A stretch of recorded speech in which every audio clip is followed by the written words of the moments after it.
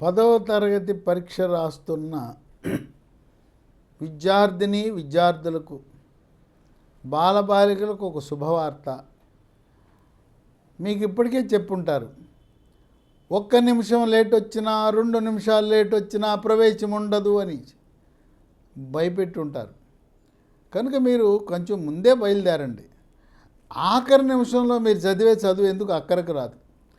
కనుక మీ పరీక్షా కేంద్రము వద్దకు ఒక అరగంట ముందుగా చేరుకునే విధంగా ప్రణాళిక రచించండి. అట్లాగే పరీక్ష రేపనగా ఈరోజు రాత్రంతా నిద్ర మానేసి చదివితే అదేం ఉపయోగపడదు. చక్కగా రాత్రి 9 గంటలకి మేము పుస్తకాలు మూసేయండి. తెల్లవారుజామున లేచి ఏమైనా 1-2 సబ్జెక్టులు లేదా 1-2 చాప్టర్లు చూసుకోండి. ప్రశాంతంగా వెళ్ళండి. మీకు విజయం మిమ్మల్ని వరిస్తుంది, ఏం భయపడద్దు. ఇక ఆంధ్రప్రదేశ్ రాష్ట్ర ప్రభుత్వం ఎప్పుడూ కూడా విద్యార్థుల సంక్షేమము, మహిళల సంక్షేమము, యువత సంక్షేమము, రైతుల సంక్షేమము ఆలోచిస్తూ ఈ విద్యార్థులు 10వ తరగతి పిల్లలు పరీక్షలు రాస్తున్నారు కదా, వాళ్ళని మనం ఎలా సహాయపడాలనే ఆలోచన చంద్రబాబు నాయుడు గారికి వచ్చింది. ఇక వచ్చి ఆయన ఆలోచన చేశాడు, మనం ఏం చేయగలం ఈ పిల్లలకి. సరే, ఆయన ఏం చెప్పాడంటే మార్చి 17 నుంచి మార్చి నెలాఖరు వరకు ఎస్ఎస్సి 10th క్లాస్ పరీక్షలు జరుగుతున్నాయి. ఆ పిల్లలు ఆలస్యంగా వెళ్తే వాళ్ళ పరీక్షకి హాజరు కానివ్వరు, దాంట్లో ఏమి వెసులుబాటు ఉండదు. అందువల్ల ఆయన ఏం చెప్పాడంటే మనము RTC, Andhra Pradesh state road transport corporation RTC బస్సుల్లో 10th క్లాసు పరీక్షలు రాసే వాళ్ళకి 17 నుంచి నెలాఖరు వరకు మార్చి ఉచిత ప్రయాణం ఏర్పాటు చేయమని చెప్పారు. దానికి మీరేం టికెట్ కొనాల్సిన అవసరం లేదు, ఆధార్ కార్డులు అవసరం లేదు, ఏం అవసరం లేదు. మీరు ఇప్పుడు ఒక హాల్ టికెట్ ఉంది కదా, హాల్ టికెట్ చూపిస్తే ఇంకా టికెట్ అడగరు, ఉచితం. ఇప్పుడు హాల్ టికెట్లు కూడా మనం ఏదో అక్కడికి వెళ్ళి ఇక్కడికి వెళ్ళి స్కూల్కి వెళ్ళి తెచ్చుకోవాల్సిన పని లేదు. ఈ హాల్ టికెట్లు కూడా మొట్టమొదటిసారిగా భారతదేశంలో వాట్సాప్ ద్వారా డౌన్లోడ్ చేసుకున్నాం.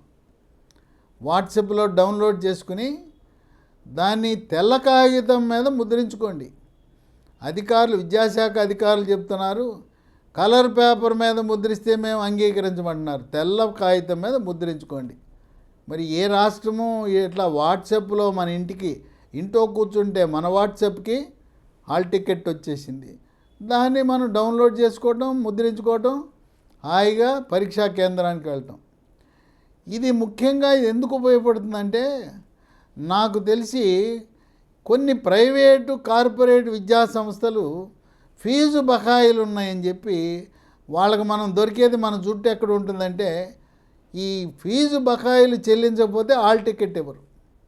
తల్లిదండ్రులను బాధ పెడతారు, పిల్లల్ని తిప్పుకుంటారు, హాల్ టికెట్ నిరాకరిస్తారు.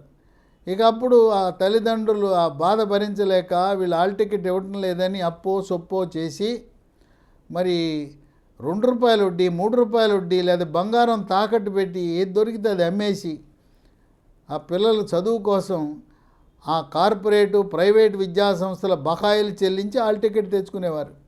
ఇక ఇప్పుడు వాళ్ళ బకాయిలతో సంబంధం లేదు. స్కూల్లో బకాయిలు ఉండొచ్చు కాక హాల్ టికెట్ మనకు వాట్సాప్లో వస్తుంది. ఈ వాట్సాప్లో మనకు వచ్చే హాల్ టికెట్ ఇచ్చేవాళ్ళు మనకు ఆ స్కూల్లో ఉన్న బకాయిల గురించి పట్టించుకోరు.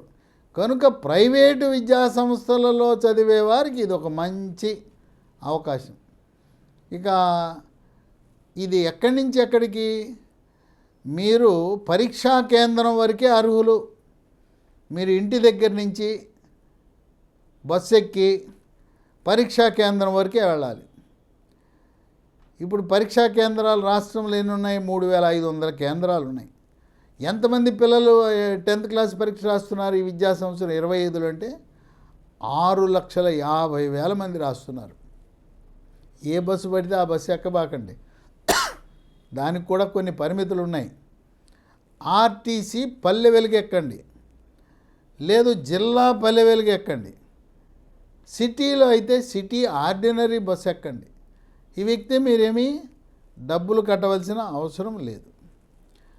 ఇప్పుడు ఈ 3500 పరీక్షా కేంద్రాలను ఎక్కడెక్కడ ఉన్నాయో ప్రతి జిల్లాలో జిల్లా విద్యాశాఖ అధికారి, ఆర్టీసీ అధికారులు, రెవెన్యూ యంత్రాంగం, పోలీసు యంత్రాంగం అందరూ కలిసి కూర్చుని ఏ పరీక్షా కేంద్రంలో ఎంతమంది పిల్లలు పరీక్ష రాస్తున్నారు, అక్కడికి ఎన్ని బస్సులు అవసరమవుతాయి, తర్వాత పోలీసు శాఖ అవసరం ఏంటంటే ట్రాఫిక్ జాములు జరగకుండా.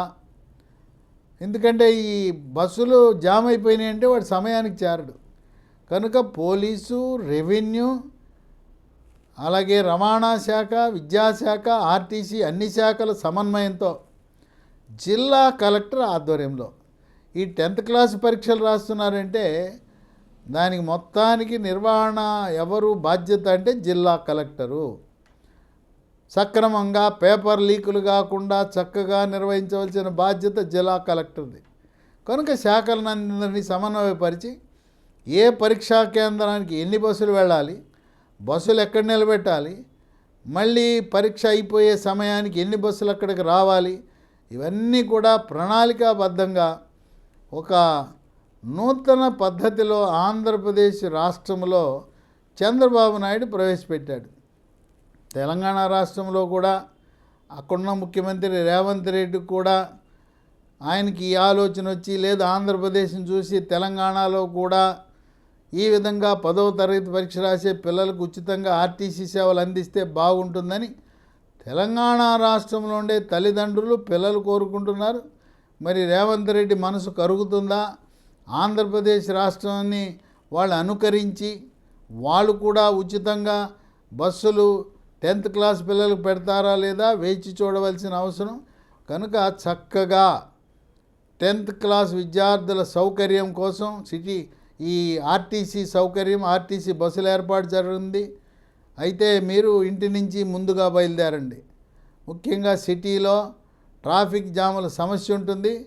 కనుక తల్లిదండ్రులు కూడా మీ పిల్లల్ని కొంచెం ముందు పరీక్షా కేంద్రాలకు తీసుకువెళ్ళే ఆలోచన చేయండి.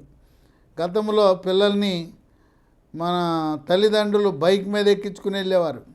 ఇప్పుడు ఆర్టీసీ బస్సులోనే తల్లో తండ్రో ఎక్కి తీసుకువెళ్ళి దింపి రావడానికి, మళ్ళీ పరీక్ష అయిపోయిన తర్వాత వెనక్కి తీసుకురావడానికి చక్కటి వెసులుబాటు కల్పించారని చెప్పి 10వ తరగతి చదువుతున్న పిల్లలు, వారి తల్లిదండ్రులు, వారి ఆనందానికి అవధులు లేవు.